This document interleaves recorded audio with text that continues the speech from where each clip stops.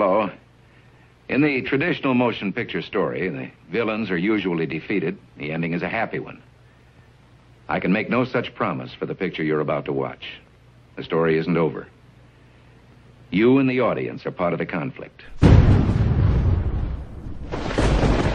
More human beings were slaughtered in the 20th century than in all previous centuries combined.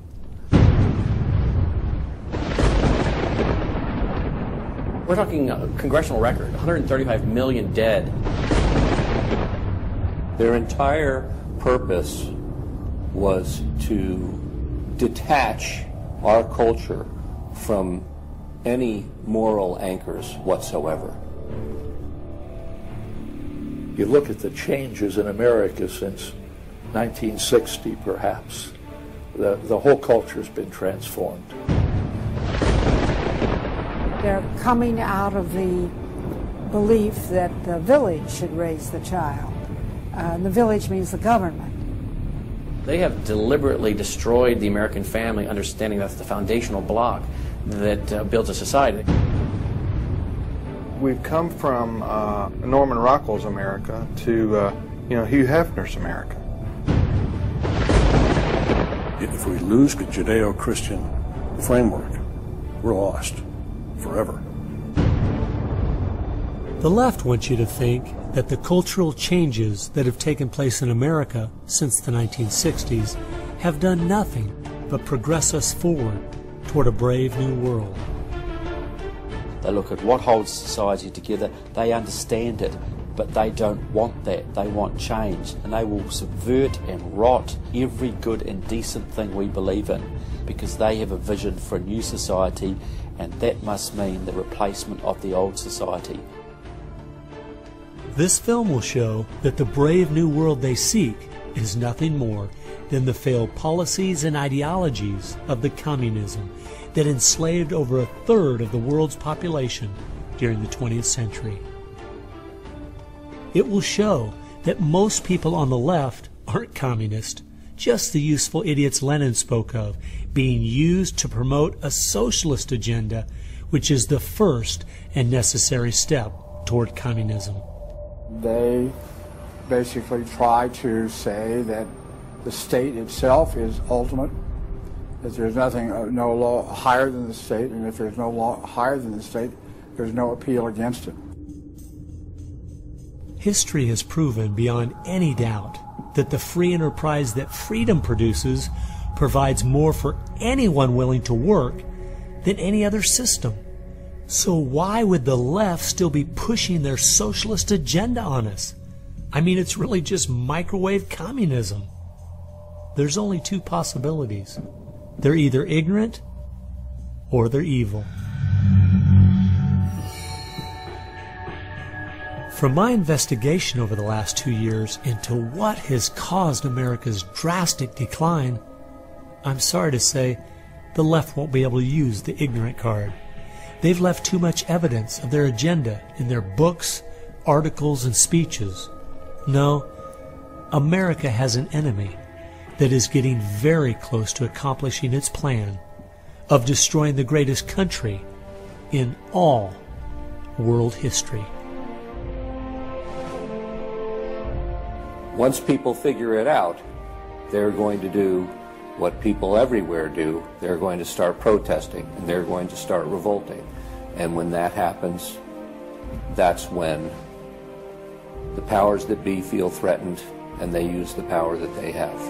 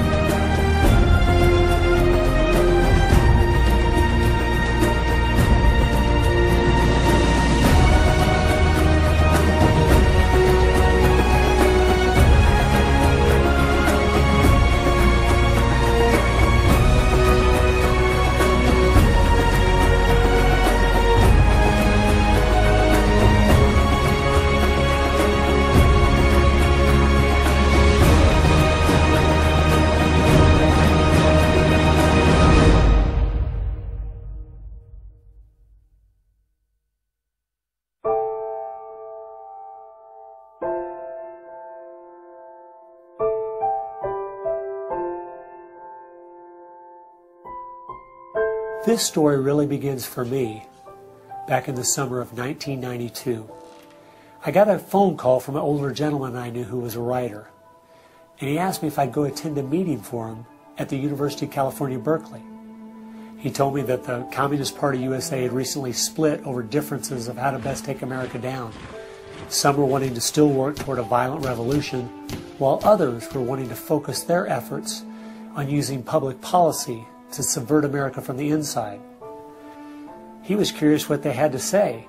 I mean, after all, the Berlin Wall had just come down, the Soviet Union had dissolved, and the whole world was saying communism is dead. So why were they meeting, and what were they up to? I was in graduate school at the time, and the whole idea of slipping in undercover into a communist meeting sounded pretty neat, so I decided to go. The first surprise I had was when I walked into the auditorium. I was expecting it to be filled with college radicals, but instead it was 50, 60, and 70-year-olds, grandparents, professionally dressed with briefcases, and I realized this might be a little more serious than I thought. As the weekend unfolded, I listened carefully as they outlined their plan and agenda and how they were going to infiltrate the institutions of America to influence us in the direction they wanted us to go. To destroy our families, they wanted to promote cohabitation instead of marriage. They wanted to try to get children away into government programs at the earliest age possible. And they also said they'd like to get behind the feminist movement because they felt it had been very successful in making women discontent with marriage and motherhood. To destroy business, they wanted to get behind the environmental movement. And in 1992, the environmental movement was very modest, but they thought it was the only vehicle capable of creating enough regulation and red tape to discourage business growth. And finally, to destroy our culture of religion and morality, they said, if we can get Americans to accept homosexuality, they thought it would begin to extinguish our traditional moral values Americans held. I remember thinking at the time, this plan doesn't seem very realistic. It's not something I'll need to worry about in my lifetime. It was 15 years later, I was appointed by the governor to be a state representative in the legislature. I'd only lived in my district for 2 years, so I thought it'd be a good idea if I wrote a monthly letter to the editor. Each month I wrote on a different topic. In January 2008, as I was contemplating what to write my letter on, I thought back to the meeting in 1992, and I thought of the goals they'd outlined and where America was today, and I couldn't believe how successful they had been.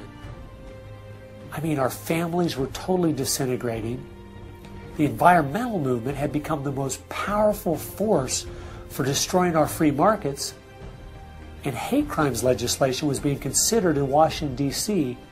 that made it a crime to even say anything against the homosexual movement. I realized people needed to know what was going on. After I wrote this letter, within days, people were protesting at the Capitol. It was the feature story on the evening news. Controversial comments have state legislators buzzing tonight. After a freshman lawmaker alleges the communist agenda has infiltrated mainstream America. It's the big story, live at 6. And over 40 letters to the editor had been printed in response to what I'd said.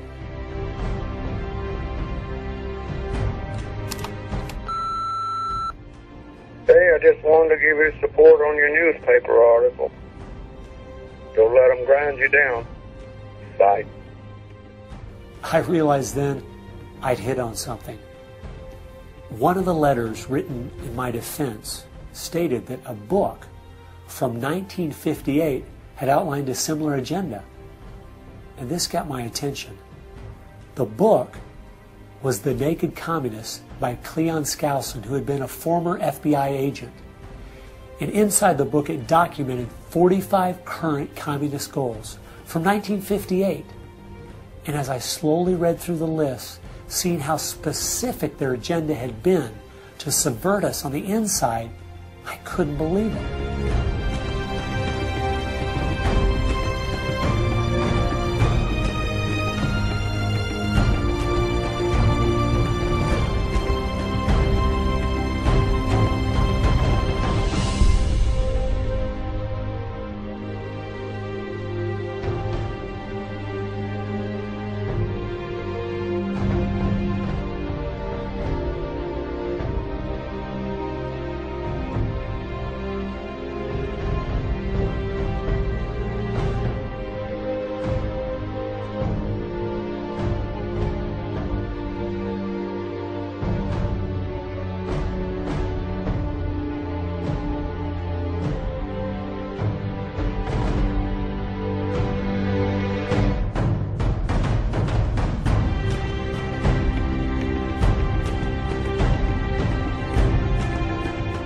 They'd accomplished almost every single one of them, and nobody seemed to be noticing. For at least the last 50 years, they'd been working actively behind the scenes, in the shadows, trying to move our people and our culture in a direction that was designed to destroy us.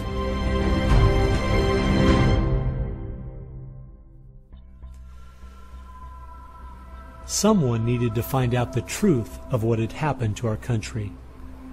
Could all of these very specific goals have been accomplished by accident?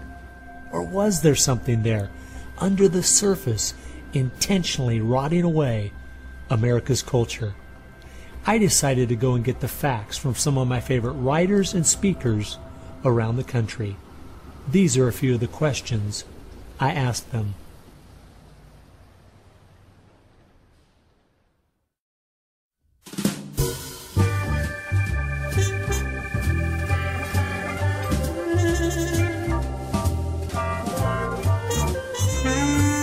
The common myth is that communism is dead, but there are more Communist Party members in the world today than there ever have been.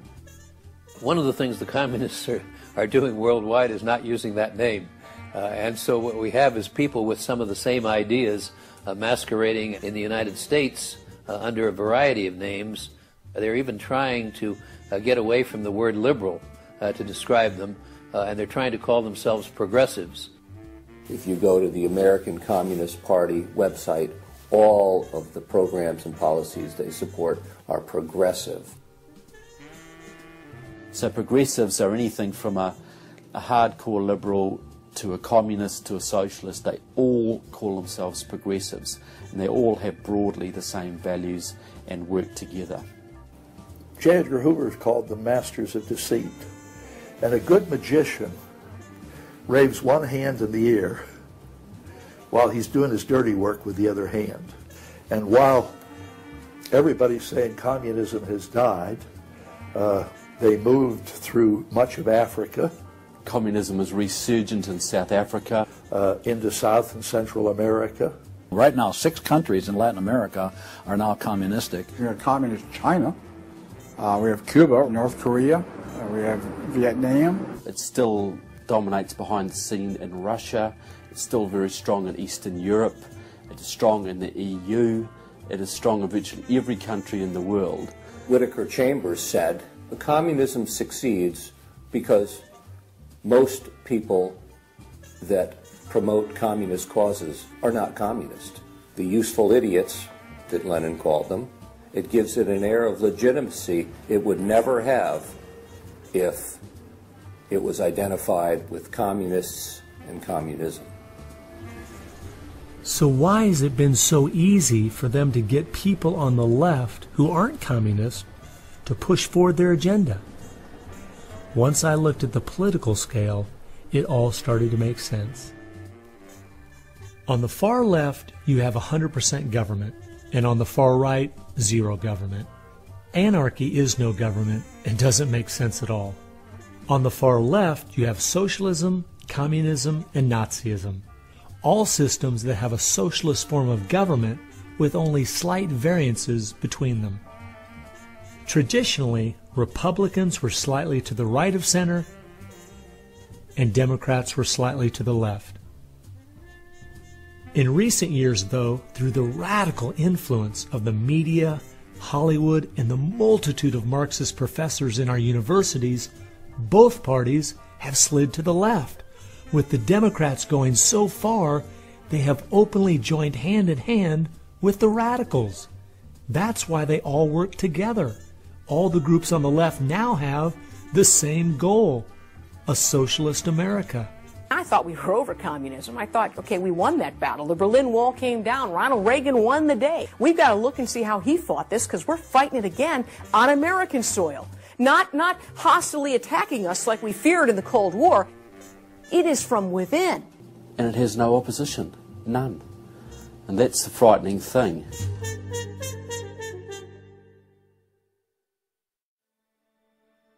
I think it's pretty clear to see communism isn't dead. They now disguise it by calling it different names, but the ideas behind it are alive and well. Almost 1.5 billion people still live in openly communistic countries. But unfortunately, most of us in America who are under the age of 50 have no idea what communism means to the people who live under it. So my next question was, what's so bad about communism? Communism is so evil. It's a completely tyrannical system. The whole history of communism is one of mass murder. Tens of millions of people brutally murdered by the communists. The mass murder of more people in times of peace in all the wars of history combined. Each of those countries where they have taken control, millions have been murdered. When you're asking for what is the legacy of Marxism, it is the greatest killing machine in all of human history. We're talking congressional record, 135 million dead due to communism. I think the real number is probably, when you add in abortions, over 500 million. The rulers lived rather well, and at the same time you had all kinds of people who were enslaved, put in prison, oppressed, so you had really the opposite of what they claimed was going to be the result of their revolutionary activities. You would think that if the 20th century was the most murderous of centuries, everyone would say, let's find out why. And the truth is, you can't even ask the question. It is verboten to ask the question because the ideas that brought about that mass murder are still being taught in our public schools today. I think one of the reasons this has happened is because there's so much confusion surrounding the word communism. Technically speaking, communism is simply the final phase and goal of socialism. And socialism is best described by two words: big government. Government controls almost everything, and they use this power to take things by force from one person and give it to another. The liberals in America sincerely believe that this isn't evil at all. It is what will finally make things fair and just. There's only one problem that pulls some of us away from this wonderful utopian vision: history. From history we see that whether it was Hitler's National Socialism or Stalin's Soviet Socialism, socialism by whatever name and in all its forms is the ultimate evil. Sooner or later, it destroys everything in its path: law, morality, family, prosperity, productivity, education, incentive, and finally life itself. The problem with socialism is that it creates the conditions for a Stalin or a Hitler to come to power.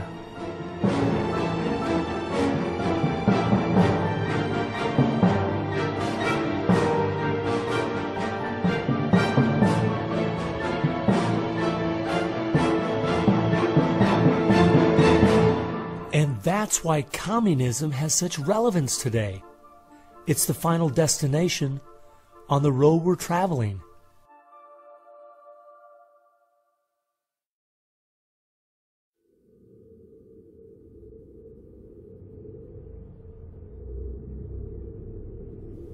Friedrich Nietzsche tried to convince the world that God was dead. Charles Darwin tried to prove that humans are simply part of the animal kingdom. And Karl Marx realized that the philosophies of Nietzsche and Darwin would legitimize his own philosophy of communism. He knew their ideas would justify the brutality and slaughter that would be necessary to implement communism worldwide.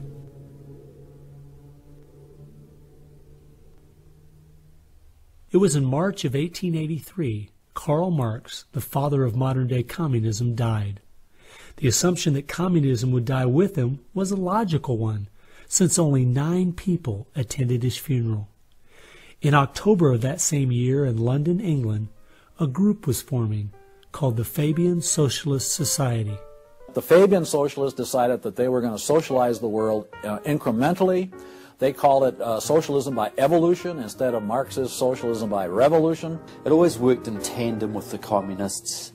Some Fabians were also communists. There was a bit of interchange of membership. The Fabian socialists are slowly but surely bringing about the socialization of the world.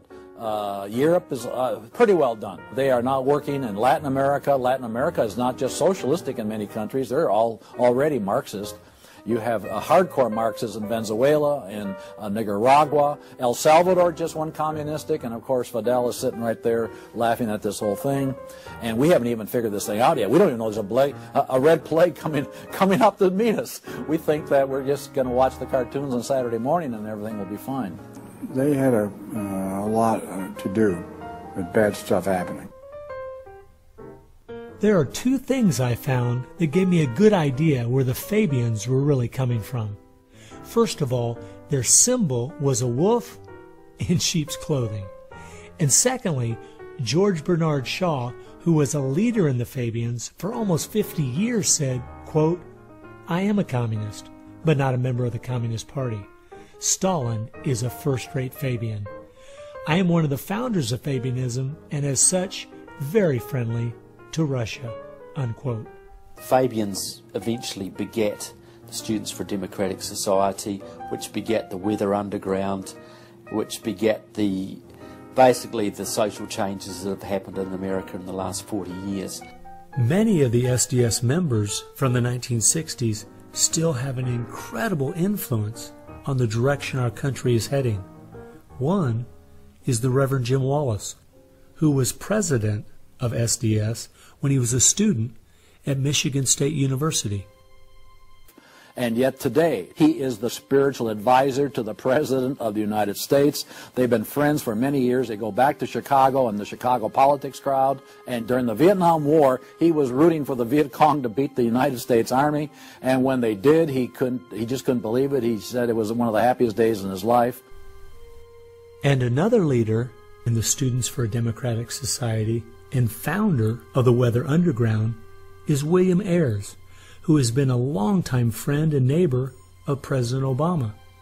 It came out in 2009 that Obama's book, Dreams from My Father, was even written by Ayers. So the influence from the Fabian Socialist Society goes right into the White House.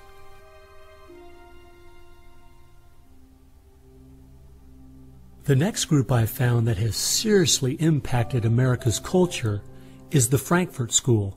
The Frankfurt School was a sort of an outpost in America of European socialism. Willy Munzenberg, with a few other Bolsheviks, founded the Frankfurt School. The two leading members are Herbert Marcuse and Franz Neumann. Franz Neumann was, in fact, a Soviet agent. Their entire purpose was to stand the entire educational system of the West, and the United States in particular, on its head. Bertrand Russell, who worked with the Frankfurt School, said, "By using psychological techniques to teach the children, we will be able to produce, quote, an unshakable conviction that snow is black," unquote. They established a school here. With the help of John Dewey. He helps bring these German intellectuals to America in 1933, drop them down at Princeton, Berkeley, Brandeis, to go after education and media. Included in those goals were the teaching of homosexuality and sexuality to children, the promotion of excessive drinking, and destruction of religion in the United States. That was a big one. And they basically started the social rot. Willy Munzenberg said, "We are going to make the West so corrupt it stinks." I love spending time with my family, July 4th, baseball, and apple pie, and my mind can't even comprehend that there were groups of intellectuals back in the 1930s plotting and planning how they could make America so corrupt it stinks. There are certain lines and certain limits, and the left has always pushed it as hard as they can, as far as they can, and will protect any pornographer, any deviant, any negative cultural form they can find. basically to degrade the culture. And that goes right along with the feminism of today, which was part of the Frankfurt School's desire to destroy a patriarchal society for a matriarchal society. In other words, remove the father as the loving provider, discipliner, discipler, leader of his home, where you instill virtues and integrity and modesty. That's been broken down on purpose because they knew if they could destroy the family, they could destroy a nation. And instead of having a father who leads and disciples and protects the home and provides for the family, the government steps in as a nanny state. The Frankfurt School developed the concept of cultural Marxism. Penetrate the culture, take it over, and then everything else will follow.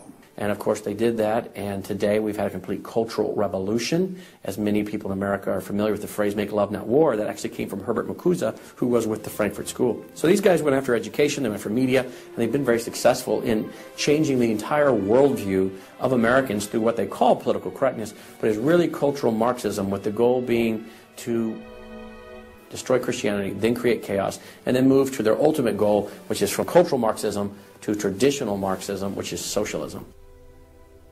Most of the strategy to remake America from within started with Antonio Gramsci, who wrote over 2,000 pages back in the 1930s outlining how to take a Judeo-Christian culture down from the inside. The plan he suggested has been the main focus of the left ever since. Antonio Gramsci was a neo-Marxist philosopher. Antonio Gramsci was an Italian communist. Antonio Gramsci is probably the biggest troublemaker in the world. He's probably got more responsibility for our social ills than anybody else on the planet. He knew of the importance of undermining the morals and the character of this country. Because America had a strong Christian heritage, you had to attack the culture. You had to change the culture. Even to pornography, into areas that most people normally wouldn't accept. He said that we're going to destroy the West by destroying its culture. We're going to infiltrate and we're going to turn their music, their art, and their literature against them. That means that you penetrate the universities, you write the books, the novels, the poetry, the music, the book reviews.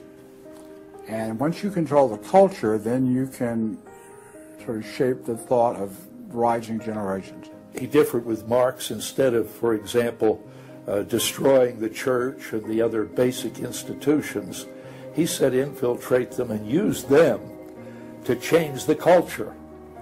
What Gramsci had to say was that this is the way that government is perpetuated and society is perpetuated is through these churches, because they set the standards, they set the framework of the way people live, of rules, how families should be structured.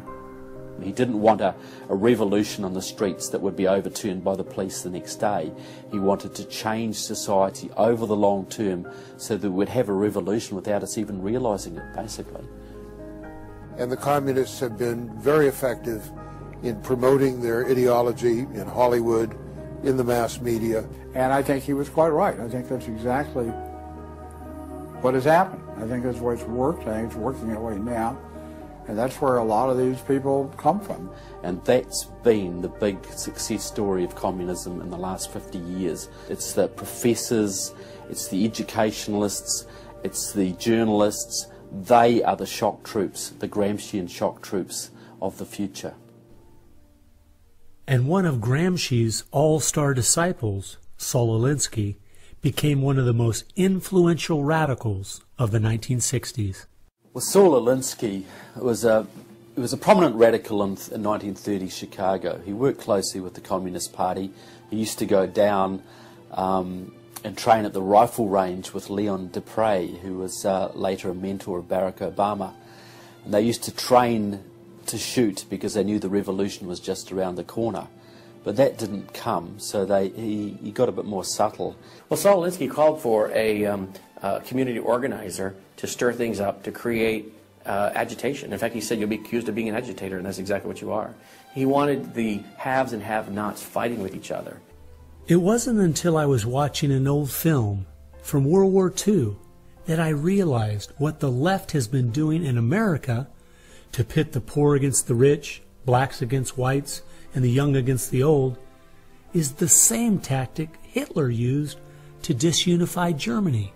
You see, they knew that they were not strong enough to conquer a unified country. So they split Germany into small groups. They used prejudice as a practical weapon to cripple the nation. Remember that when you hear this kind of talk. Somebody is going to get something out of it, and it isn't going to be you. And they use the conflict as justification for more government to stop the chaos. So they create the chaos, and then they step in as a solution to the chaos. And as Francis Schaeffer said, once this chaos comes, most people will willingly give over to an authoritarianism because they don't want the chaos. His book was kind of the field manual, if you will, for these activist organizations. Which President Obama studied and taught at a workshop for 4 years in Chicago as a community organizer for ACORN. As I was reading through Rules for Radicals to see where he was coming from, I just happened to take a look at the dedication in the front of the book. And this is what I saw. Quote, "Lest we forget at least an over-the-shoulder acknowledgement to the very first radical, the first radical known to man who rebelled against the establishment and did it so effectively that he at least won his own kingdom. Lucifer." Unquote. Saul Alinsky from Antonio Gramsci has had an incredible amount of influence on our president and on our society, and he dedicates his book openly to Lucifer, Satan. I think that says more about where their ideas and plans are based than anything else. You asked what Saul Alinsky's impact is on the leftist movement today, and it basically defines it. It defines it. Saul Alinsky took the best of Gramsci and the best of the Fabian socialist ideas, combined, repackaged, and sold them to the 60s radicals. After studying Alinsky, Richard Cloward and his wife, Frances Fox Piven, came up with what is today known as the Cloward-Piven strategy. Now, their idea was basically that to destroy society or destroy capitalism per se, they needed to overload the system. The idea was to get everybody you possibly could on welfare, to get everybody you possibly could basically milking the system in some way or another. It was called the crisis strategy, and it became very well known by activists and radicals in the 60s. They published an article in the May 1966 issue of Nation magazine called The Weight of the Poor, in which they outlined their strategy. Rathke read that article, and Rathke ended up starting what we now know today as ACORN, and of course Cloward and Piven had been studying Saul Alinsky. So Antonio Gramsci gives us Saul Alinsky. Saul Alinsky gives us the Cloward-Piven strategy, this husband and wife that said, hey, let's collapse the American economy by implementing so many entitlements, so much of a welfare state it collapsed. Rathke studied the Cloward-Piven strategy. He starts ACORN. And of course, ACORN gave us Obama. And to show what a small world it is, Wade Rathke, who started ACORN, was the draft resistance organizer for SDS, the group the Fabians started. They've used that strategy ever since to expand voting rolls, to expand welfare rolls wherever they can, basically just to overload the system, to increase the tax burden on the middle class, and basically bring capitalism one step closer to destruction. I guess we shouldn't be surprised that we still have open borders, that so many people are dependent on the government, and that the left keeps pushing these programs when all they've done is tear apart the black families in America and create generational cycles of poverty. The last group that has worked alongside the Fabians and the Frankfurt School using Gramsci's approach is the Communist Party USA. Probably the most important book on this subject is called Towards Soviet America by William Z. Foster. William Z. Foster was the head of the Communist Party himself. He ran for the President of the United States in 1932, but in the book Towards Soviet America, he literally lays out chapter by chapter by chapter what is entailed to bring about a USSA, not just a USSR. Two of the movements they started in America have played a significant role in tearing apart our families, in breaking down our morality. Betty Friedan is credited with really starting the feminist movement in this country. The purpose really was to attack full-time homemakers, to get them out of the home, to make them think they live dreary lives, to make women feel they are victims. It's the science of victimology. And that is so unfortunate, because the American woman is the most fortunate class of people who ever lived on the face of the earth. And to try to tell them that they are victims of an oppressive, unjust patriarchy is just a grievous lie. But unfortunately, they are teaching young women that and have been doing it for many years. While Betty Friedan was pushing her book, Feminine Mystique, she implied that she was coming from the point of being a frustrated housewife herself and just wanted to be a help to other women. But later in the 1990s it came out she was in fact a radical propagandist for the Communist Party and a staunch supporter of Stalin. So when she had described the American family as, quote, a comfortable concentration camp, unquote, it wasn't because of her experience at home, it was because she was just doing her part to dismantle our families. I'm a student of communism, and the communists set up various groups and various societies. Their society that they set up to promote homosexuality in this country was called the Mattachine Society. And it was founded by Henry Hay, a leading member of the Communist Party. So since I was studying communism and teaching on the issue of communism, you just follow leads, and all of a sudden you realize, what is this Mattachine? I've never heard of this Mattachine Society. Well, it was Henry Hay's organization set up to infiltrate the culture of the United States to make homosexuality normal. It's always been a movement dominated by the left.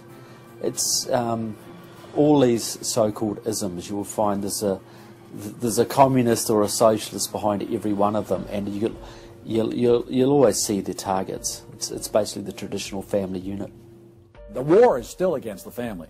If you go back to the Communist Manifesto and read Karl Marx carefully, the war is against what they called the bourgeois family, which was really the biblical family, father, mother, and child. They want to plow through marriage. They want to change the very definition and meaning of marriage, because their open door to engineering society in this utopian way is blocked by the very values of our Christian civilization that's taught through marriage.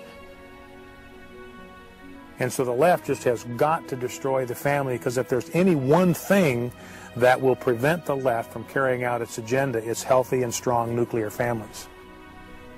And so from the Fabian Socialist Society to the Frankfurt School to Antonio Gramsci and the Communist Party USA, from these four you will find connections to almost every left-leaning person and organization in America. Their influence has been incredible.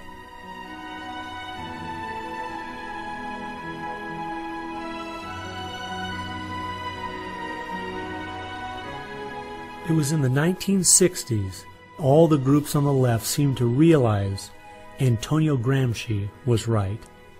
In a Judeo-Christian society, you will never be able to persuade people to rise up in a Marxist revolution and start killing each other off. The only way to take the culture down is through penetrating the institutions of influence to change the people from within.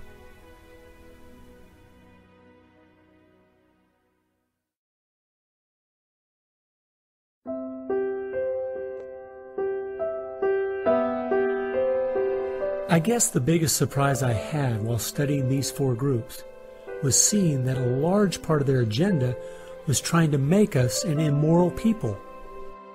The communists knew in the 1930s and since that time, and the leftists know today, that if you can break down the cultural traditions, the basic rules of morality, then it's much easier to move people in different directions that are counter to the good of society. They recognize that it's all part of the same fabric. Their ideologies all work together to break down families, to break down the sanctity of human life, the value of human life, to break down the idea that there is a God that we are accountable to. They essentially are validating the Judeo-Christian worldview by the very things they attack. Because in their effort to destroy our culture, they know that they have to go after the very things that the Judeo-Christian tradition honors and values. Morality, belief in God, faith, the importance of family, the sanctity of life, the sanctity of marriage. It's amazing our enemies could see our morality was our greatest strength, and yet so many Americans don't seem to get it. Morality is simply having the character to do what you should do instead of what you have the freedom to do. And that's the only way freedom works. A people cannot be given freedom without morality, or they will self-destruct. And that's what we see happening in America today. The bottom line is freedom and free enterprise are simply fruit on the tree of morality. Our founding fathers clearly understood this principle, and so do our enemies.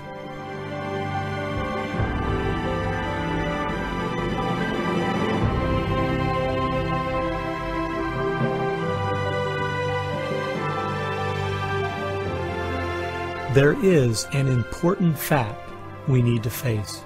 If we had Ronald Reagan as president, low taxes, and a strong national defense, the ship certainly wouldn't be sinking as fast as it is now, but it would still be sinking. A booming economy doesn't take care of the major problems we face. 50% of all marriages end in divorce. 40% of all children born out of wedlock. Over 3,000 women a day aborting their babies. 19 million new cases each year of sexually transmitted diseases. Schools that teach the children everything is relative. There is no right or wrong. And the list goes on and on. I recently read in our local paper that over the last 12 months, almost 7% of all high school students in my state tried to commit suicide. Our society is falling apart, whether we want to admit it or not.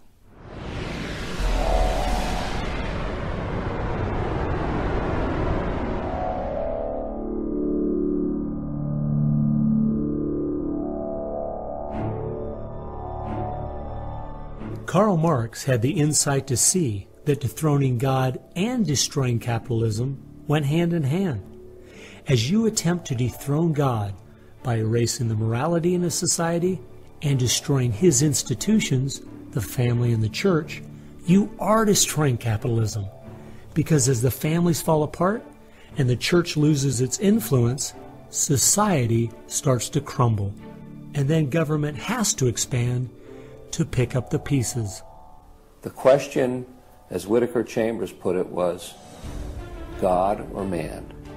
God or man? Karl Marx was an atheist. Marx's philosophy was that people existed for the benefit of the state. What Marxism did and does, and all the other isms of the modern era, is to try to dethrone God by deifying man. You have to discredit God. He's your competition. The 20th century ushered in several ideologies that sought to devalue God and elevate man. Communism, relativism, humanism, they all deny that there's a God, and they claim that by doing so they're really elevating man. But if you look at how each of those philosophies end up working out in real life, there are always some classes of human beings that don't deserve the same value or rights as anyone else. To turn it around, to believe in freedom, the way we have been raised, you have to believe that there's something precious about every human person. And of course that's from the Bible. Imago Dei, we are all created in the image of God. Therefore, every human being is entitled to respect and dignity and freedom, and that is distinctive to biblical religion. You don't find it anywhere else. Almost all the ideas that have made America such a unique and great country our founding fathers got straight out of the Bible. I guess that's why the left only has a problem with one religion, biblical Christianity. They never complain about separation of church and state when it comes to Islam, Buddhism, Hinduism, or any of the other religions. In fact, a couple years ago, the Dalai Lama came to my town, and during the school day, at taxpayers' expense, thousands of our local school children were bussed in to hear him talk. I wonder if they would ever do that for someone like Billy Graham. No, they must destroy the Bible's influence in America so they can step in with big government in its place. It's an age-old question. Are we going to believe in God, or are we going to play God ourselves? Essentially, for the left, the choice that they see very clearly is people are going to depend upon God or they are going to depend upon government. They want people to depend upon government, so they have to destroy faith in God. At its core, it's a rebellion against God and God's laws.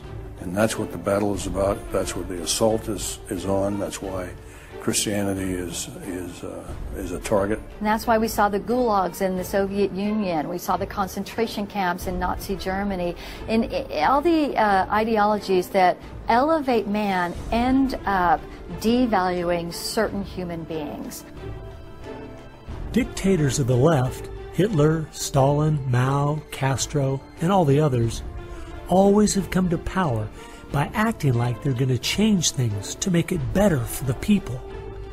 Yet history has shown us the devastating results that have happened every single time.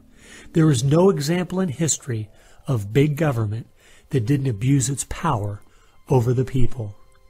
But people who have believed in the God of the Bible and that our rights are a gift from Him to everyone have always stood up for the preciousness of every human life.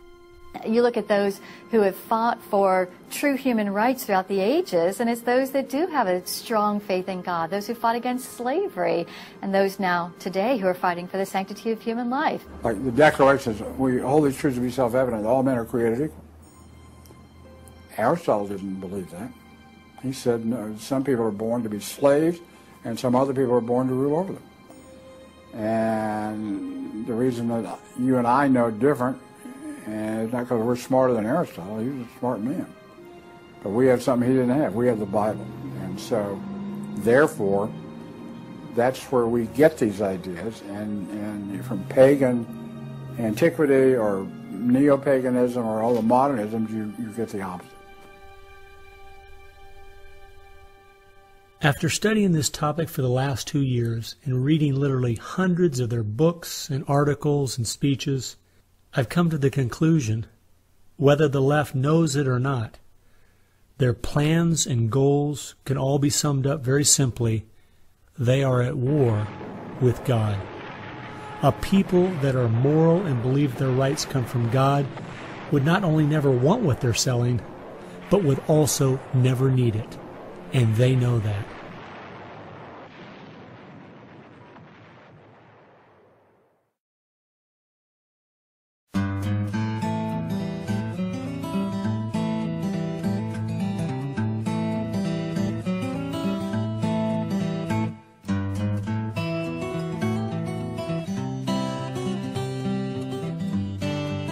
It's obvious if you're trying to subvert a country, you want to control the news. You want to control public opinion. A lot of people realize, well, there's a biased media, and most people know that. Even the Washington Post admitted it. Yeah, we were biased for Obama, so what? And when you enter into the equation, so what?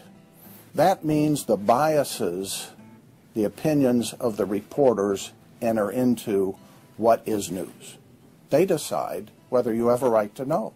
And it's no longer a bias. They turn from just political bias to activism. They go to the places that influence, or I should say, where they can have leverage. Generations of journalists have been trained to interpret events, interpret the news, not report the facts, interpret the news. They do not deal in facts because facts aren't effective for them. They have very few facts on their side. They've gone into and penetrated these major areas to where they can influence it in the direction they want to go. We've seen a massive shift away from old-fashioned objective news reporting to what he called interpretive reporting, what others call advocacy journalism. And it's advocacy for a cause. And as a result, we have a news media in the United States that is extremely liberal at the present time. Which was a major, major goal, to control not merely the newsprint, but the television media and Hollywood. Stalin said himself, if I could control Hollywood, I could rule the world.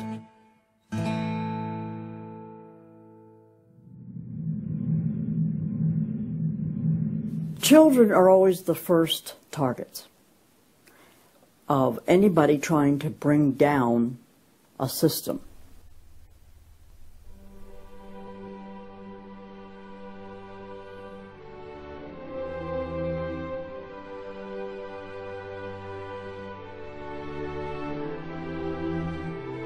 John Dewey is believed to be the most influential man in the whole area of public education. He went to Russia in 1928 to help study the Karl Marx way of education, bring it back to America. Dewey was an atheist. He was a socialist, a humanist. He was part of the Socialist Society in America, helped found that. What he believed in was that education should socialize the child to make him a willing tool of the state. It might be surprising to some that the man who is still idolized as the father of public education in America is the very man who did everything in his power to dumb down our children so that they would willingly accept his vision of a socialist America. It started with Dewey in the early 1900s. It expanded, really expanded since the 1960s. The hard left gets control of the teachers' unions and the training colleges. If you've got those two institutions, you can pretty much dictate all educational policy. The people who were demonstrating against our country and against our government in the 1960s have now become tenured professors in the universities. So they're the ones who are writing the textbooks, teaching the teachers, running the teachers' colleges. And it's self-perpetuating, because once you have the universities, then you train more cadres and more and more and more. And they discovered that they could do more to remake our country by going into the schools than they could by throwing bombs.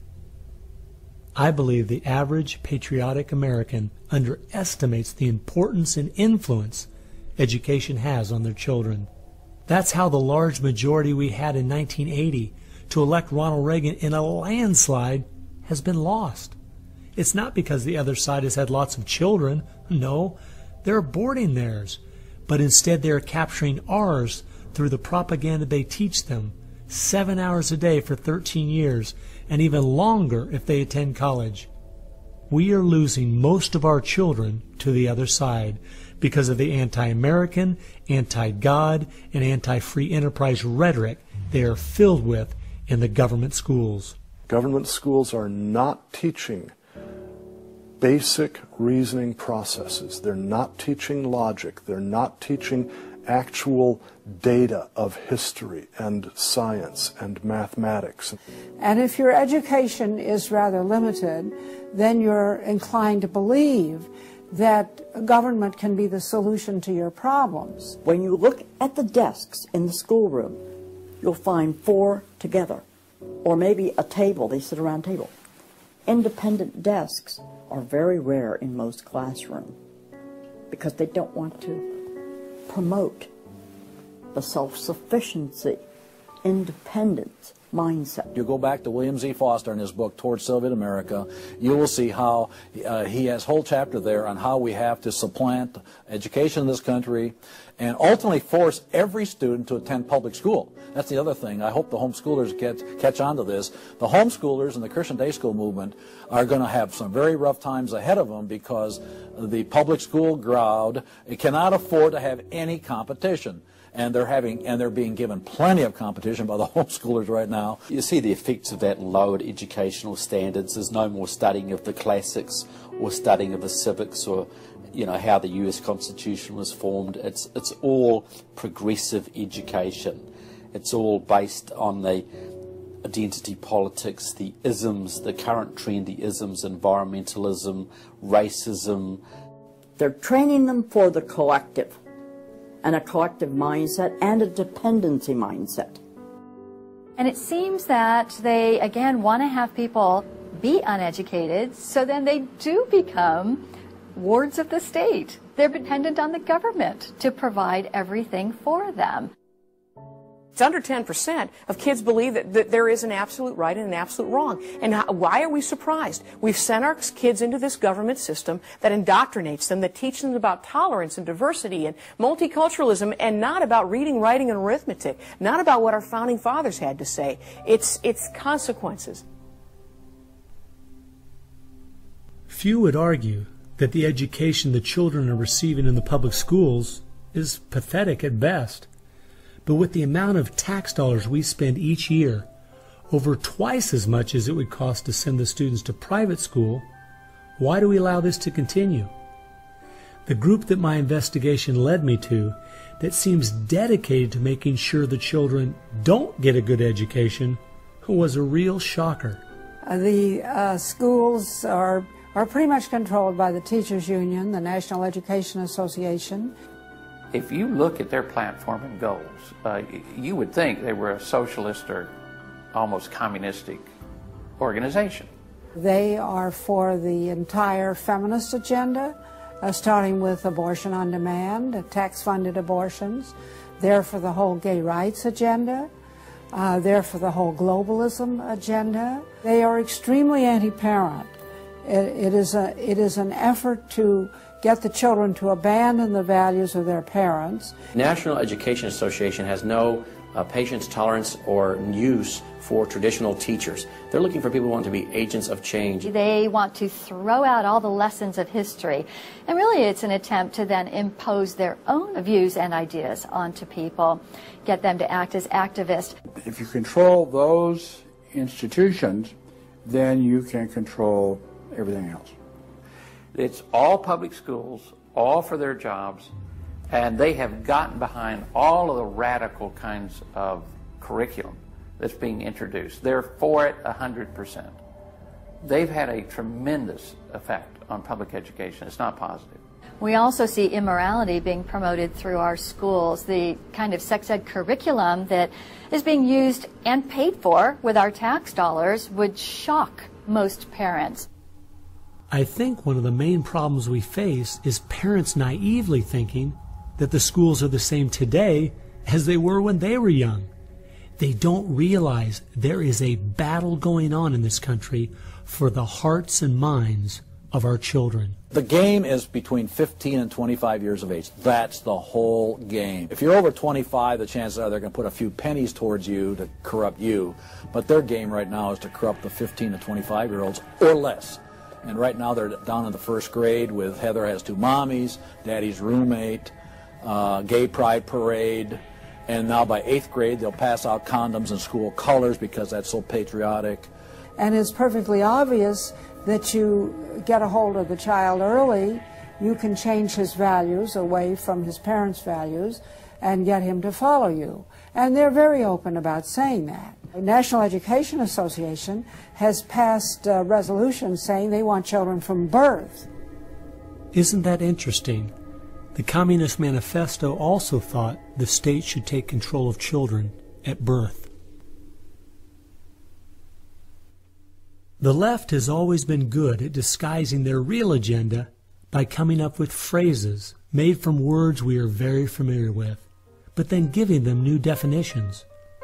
Social justice is the current phrase of choice and is being used to teach children the failed Marxist ideas of yesteryear are what they should strive for today. We see social justice curriculum today, which is the buzzword for communism, socialism, Marxism, which Bill Ayers is teaching. It's in many of our colleges, and the social justice curriculum is being taught in high schools all over the nation. Justice is good. If you then start calling it something blank justice, then you're modifying it. And what it really means is, I think, taking from one group of people and giving to another group. So I would call it socialisms. and it's used to break down the differences between the way things are done and the way it should be done. So when they're teaching social justice in the schools, they're not talking about free enterprise and capitalism and individual self-responsibility, all the things that made America great. They're talking about the things that made Europe and the Soviet Union and China so bad. The longer we allow our schools to teach the children that America has so many faults it's not worth saving, instead of the fact that even with its faults, it is the greatest country that has ever existed, the less chance we have of ever turning our people back from the dead-end road we're currently on, a road that promises to give us a perfect world if we'll only give up our sovereignty and our freedom. You're going to find more and more of the following.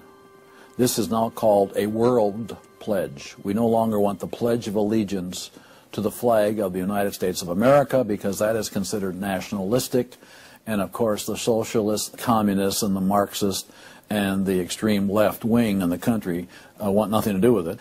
I pledge allegiance to the world, to care for earth, sea, and air, to honor every living thing with peace and justice everywhere. This came out, first of all, in Superior, Wisconsin. So Superior, Wisconsin was their guinea pig, and there was very little said against it, and so it would then go to the next and the next and the next, and before long you'll have the whole school system standing up saying, I pledge allegiance to the world instead of I pledge allegiance to the U.S.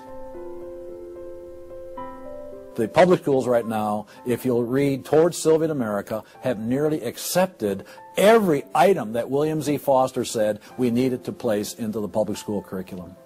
And we're seeing the results, you know. People are not as informed as they once were. They think in different ways, and they think in the way that the left intends them to think. Antonio Gramsci realized that if you can take over the institutions and the culture, you will be able to use those to influence society to create the socialist man you want. I think the most brilliant part of his plan was that he realized you could not only create a man that wanted big government to take care of him cradle to grave, but, and this is the genius of Gramsci, you could create a man that needed big government to take care of him cradle to grave. A man so dumbed down and so minimized in society, he wouldn't have the intellect or character to take care of himself.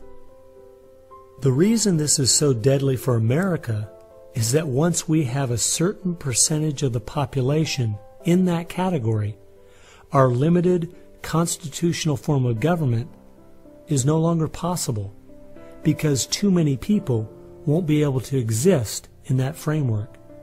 We are approaching that tipping point rapidly.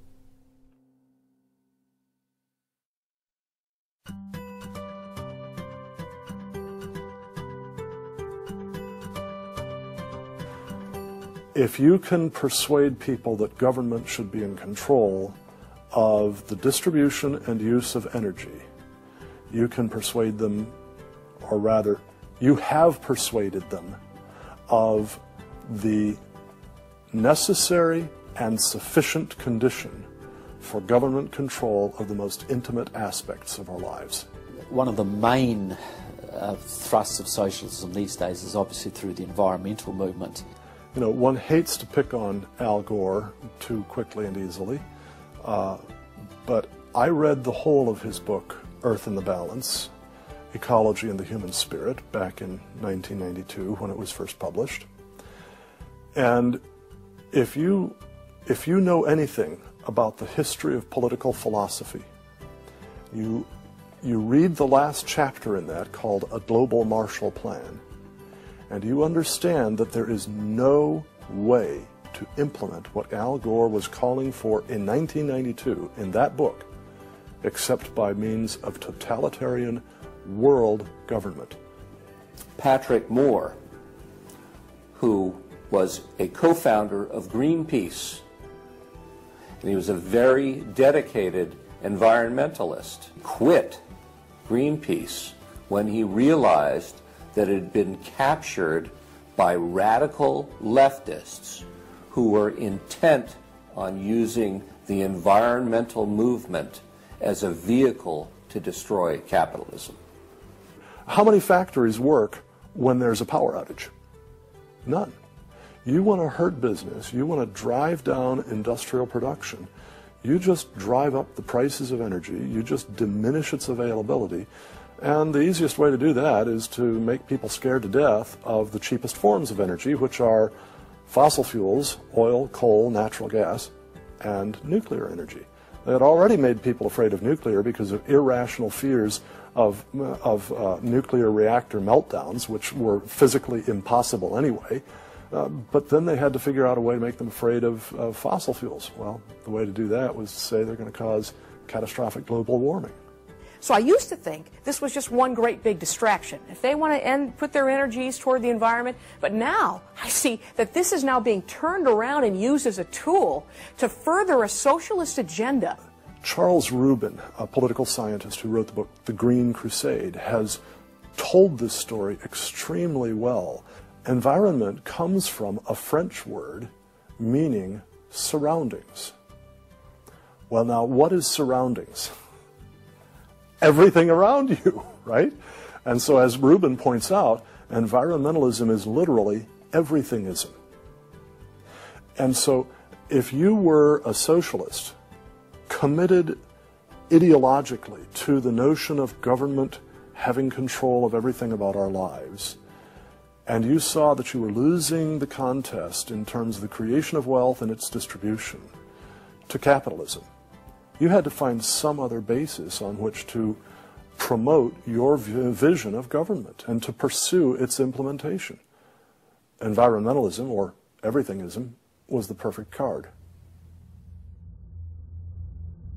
In December of 2009, when the ClimateGate scandal broke open and it became public that even the leaders of the movement knew the whole global warming idea was a farce, it wasn't them just having bad data, we as Americans knew once and for all that this movement was simply part of their agenda. It's my guess that regardless of the evidence that comes out against them, they will not let this tool they have waited the last 100 years for go to waste. A tool that gives them the absolute power and control they want, but allows them to get it under the guise of saving the planet.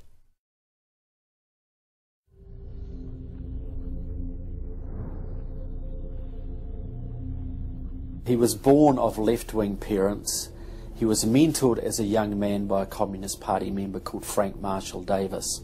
Now, Davis joined the Communist Party in Chicago, and he was very well connected there.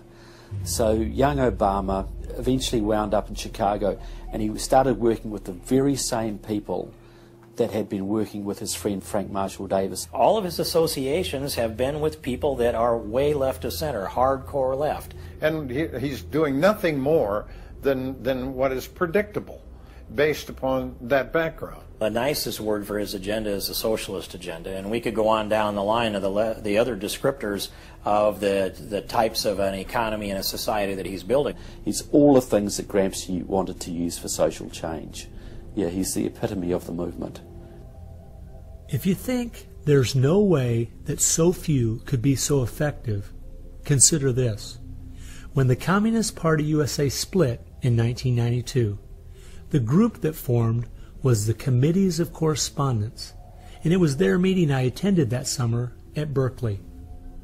As I started researching that group, I saw that many of the same people who started or have worked with the Committees of Correspondence and its sister organizations were the same people who were involved with President Obama's campaign and administration. I found file after file on Trevor Loudon's website documenting with footnotes and photographs these connections. The radical left has been so successful they have persuaded the American people to put one of their own in the White House. socialism and Marxism go together like Mary and Mary's little lamb. The general populace knows very little about what the socialists are up to. If you're going to find socialism, you're going to find the hardcore communists right behind it. One of the main avenues has been through what they call the Congressional Progressive Caucus. 20% of the US Congress are members of this organisation. They have chairmanships of most of the major House committees and are easily the single most powerful bloc in the US Congress. And virtually all of them are tied to either Democratic Socialists of America, the Communist Party USA, or other radical organisations. We're literally at this very time watching what's transpiring and has been going on from the Fabian socialist point of view from 1883 to the present. So these guys don't give up. And they're going at a breakneck speed because they know they've got an opportunity now to change America in a way that can never be changed back. And they're going for broke. The Bolsheviks, they're just waiting in the woods and they're just smiling like you can't believe. You just read the Communist Party USA blog and they just can't believe their good fortune. Every time they turn around, they just can't believe this is happening. They're like me. I'm a Christian conservative and I can't believe they've been so successful in doing this. The left has started multitudes of foundations and nonprofit organizations, many of which are using our tax dollars to grind America down.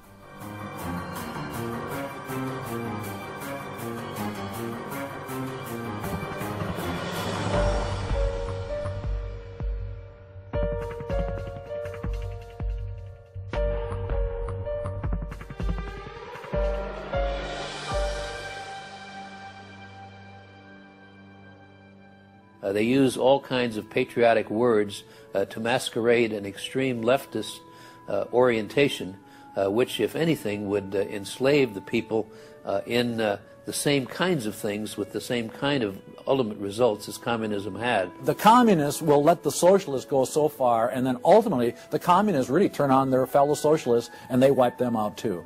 And their attitude, I think, is really probably pretty close. They figure, look, if these socialists betrayed their own country, the chances are, once we get in power, they'll betray us too. So they'll figure, let's just rub them out right now. And at a given point, you'll see in the history of communism that they've been very effective in rubbing out their fellow socialists who brought about their socialism before the Bolsheviks and the hardcore communists with a capital C took them over. One thing we do really have to recognize is this is a domestic enemy. This is not just people with different ideas. These are not just nice folks who have funny, silly ideas that they will eventually figure out are just not very mature. No, these people are dangerous, dangerous enemies, and they are intent on overthrowing this country and imposing a socialist system that will mean extreme hardship for the vast majority of people in this country. That's true with them constantly seeking to re-engineer society so they reach this level of utopian perfection. Where we, on the other side, we advance the idea that this is about the cause of freedom, and if it hadn't been for Jesus Christ, there never would have been a United States of America, because the inspiration for freedom drove our founding fathers. They were informed by their faith, and I believe guided by the hand of God.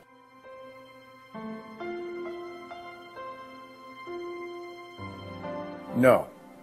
No. Perhaps treacherously close. It is never over until it's over.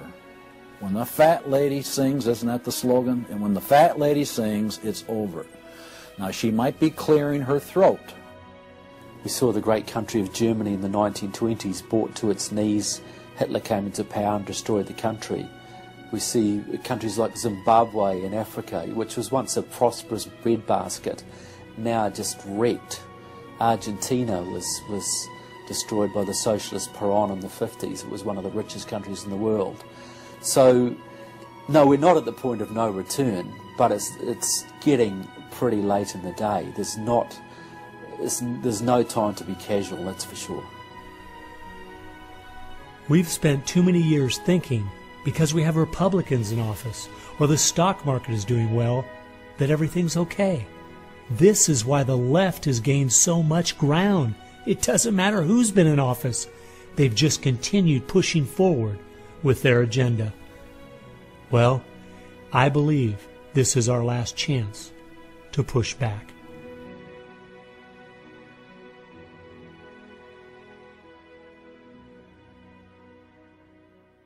If people are looking for something to do, we have our work cut out for us. I believe one of the things that we can do that will have a profound impact in changing America is praying. As soon as we get off our knees, we need to get on our feet. Become educated about what's going on in the country. Spend time reading, understand their philosophy and their goals. They have to master this documentary. They have to go over it a dozen times. It might be having a monthly movie night with family and friends, watching one of the many great documentaries out there about what is going on in our country. One of the things that I think people in the United States who believe in our country, believe in our values, can do, quite frankly, is stand up for those values, to make their views known. And there's times that you got to speak up, and you've got to call things what they are. We need to be willing to be criticized and to not be silent because of the criticism. It was Martin Luther who said, if we're faithful on all battlefronts besides, it's precisely where the battle's the hottest, then we're traitors to the cause. I like to quote by Abraham Lincoln, who said that silence makes cowards out of the best of men. And we got a lot of people that need to be speaking up right now. We have an obligation to speak the truth about the policies that are taking us 180 degrees from God's will. Expand within your church. Expand within the people you have contact. Bring them up to speed and knowledge on what's going on. We need to organize those around us by simply mobilizing the unique groups of people we are in contact with and being their source of information. We can have an extraordinary effect. Lenin said that the organized minority will beat the disorganized majority every time. Why should we be buying products from companies that are going to fund organizations that attack our values? They need to be really smart in using the mass media. They might want to blog. Using the power of YouTube and that sort of thing to educate as many people as possible. A good YouTube video can reach millions of people. And if Susan Boyle can do it, why can't we? If you do the right kinds of things on YouTube that are creative and do them frequently, you can drive a message through society, influencing millions at almost no cost. We need to be the people who graciously but consistently make contact. And express to those folks we elected what we want them to do, and what we believe in, what we think is right. And if they don't follow those things, then we need to make efforts to get them out and get other people in that will. Pick the good ones and stick to them. Don't waste your time on people who won't stand up for their country. All the others are making contact. The people who really want to honor America need to make contact. We also need to be influencing our own families. We've got to teach our own children and grandchildren the difference between truth and error, why they believe the things they do, and the true source of America's greatness. If what we're talking about is true, the most important thing we can do is protect our young, because that is where all of this is leading. They need to get that younger generation under their belt. And more parents are going to have to say, they're just going to have to sacrifice and take responsibility for their kids' education, because that's really where it starts, to impart that belief. The Southern Baptists, we're seeing that 85% of their kids, after they get out of their home, are essentially rejecting their faith, rejecting what they were taught. And of course, I think the reason for that is because their parents didn't have a lot of influence over them. I believe the public schools are the greatest cultural influence in this country. You homeschool your kids or get them in a Christian day school. If there is any way at all, homeschool your children. Homeschoolers out-test everybody. Our children need to be taught from Scripture a properly biblical worldview. That requires time. It requires effort. It requires purpose. Our minds should be the sharpest minds in the world. We need to work within our family to educate our children on what kind of country they live in and build their faith, and then get involved. The left has been working for decades to push us away from God and His laws, and we need to be willing to sacrifice whatever it takes to turn our country back to Him. Throughout our history as Americans, though, there has always been a great price to be paid for preserving, protecting, and defending this great land. The people who built America paid a great price. The people who went to war for our nation, boy, did they pay a price.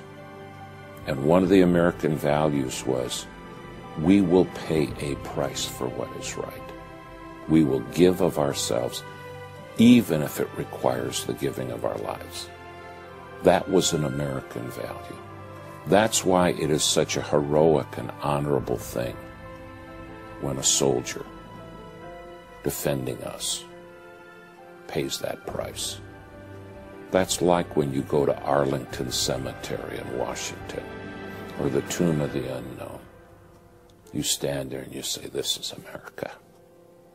We were the people who so believed in these values that it's an honor to stand for, even if it can cost you your very life.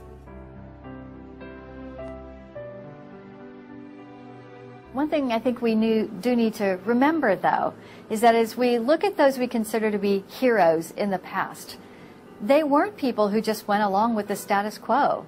They weren't people who were just saying what was accepted at that time in history. They were people who were rising up above the evil that was being committed in their culture at that time. That's why they were heroes, because they weren't like everyone else. Never, ever lose sight of the power of one individual American. They can have an unbelievable magnifying effect just by the very fact they make up their mind to do so. The hope is in this, as Francis Schaeffer said, that as the dull ache of the human soul can no longer be filled with material prosperity, people are going to turn to spiritualism, whether it be pagan spirituality or biblical Christianity. We know, according to the Denver Post, June of 2008, pagan spirituality is doubling in America every 18 months.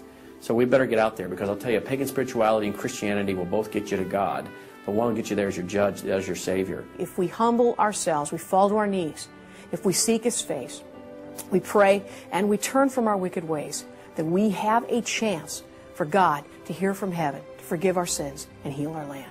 And if we are being judged, then we need to use this as an opportunity to show people that this judgment in this life is nothing compared to the judgment that's to come, that's eternal, and really make them understand the importance of fleeing God's wrath by accepting Him, repenting of their sins through faith and repentance.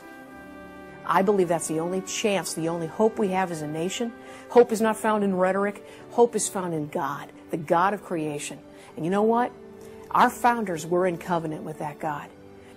You need a dedicated, informed, praying Christian making things happen and being determined to do so.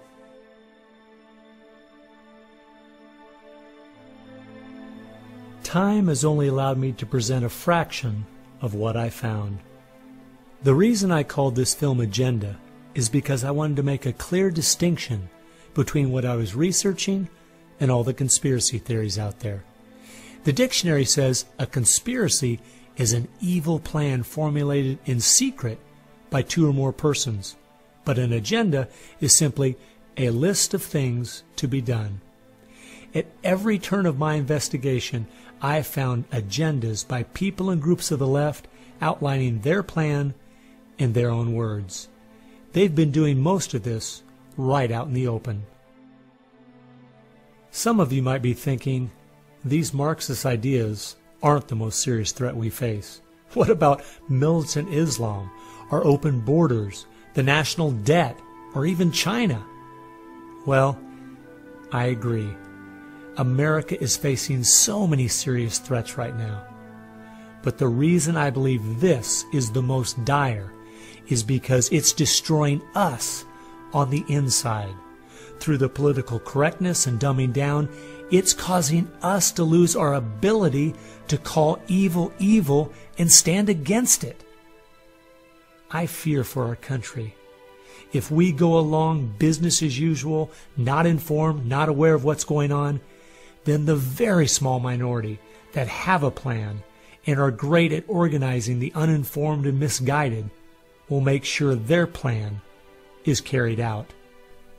I hope you realize it won't just be your children and grandchildren that pay the horrific price of living in the society they're trying to create. No, it will be far worse than that. Every time a civilization goes down or a country goes down militarily or economically, somebody else fills the gap. Now, if you look around the world now, it's going to be China, which is massively arming. You've got Russia, which is becoming increasingly belligerent. You've got the radical Islamic world, which works hand in glove with the Russians and the Chinese all the time. You've got a virtually red Latin America. You've got a neutral socialist Europe. So America hasn't got a lot of friends left in the world. Now, that's just not going to affect America. That's going to affect every single remaining country in the free world. Who's going to stand up to China if America doesn't? Who's going to stand up to the Russians? Is Europe going to do it? Australia, New Zealand, Canada? Not a chance. If America, and this is the point I think Americans need to comprehend, if America goes down economically, it will go down militarily. If America goes down militarily, we all go down. The free world is finished, and it will be finished for a very, very long time.